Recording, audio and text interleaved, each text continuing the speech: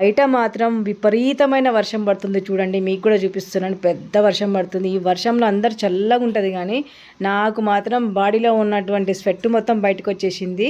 సరేలేండి, వర్షాకాలంలో వర్షం పడక ఇంకేమవుతుందిలే కానీ నేనైతే ఈరోజు మా ఇంట్లో నేను చేసిన specials white rice, chicken gravy curry చేసిన అండి. ఎంత సూపర్గా కుదిరిందంటే అంత సూపర్గా కుదిరింది.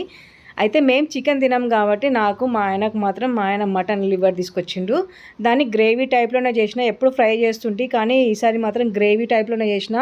మస్తు కుదిరింది అనమాట. కష్టపడి చేసిన. అసలు చాలా అంటే చాలా బాగా బ్రహ్మాండంగా కుదిరింది.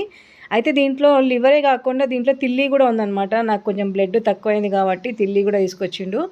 ఎవరికైనా బ్లడ్ తక్కువ ఉంటే తిల్లి తింటే మాత్రం బ్లడ్ ఇంప్రూవ్మెంట్ అయితే చాలా బాగుంటుందండి. ఇంట్లో ఎన్ని నాన్ వెజ్ ఐటమ్స్ ఉన్నా, వెజ్ ఐటమ్స్ ఉన్నా గడ్డ పెరుగు మాత్రం ఖచ్చితంగా ఉండాల్సిందే.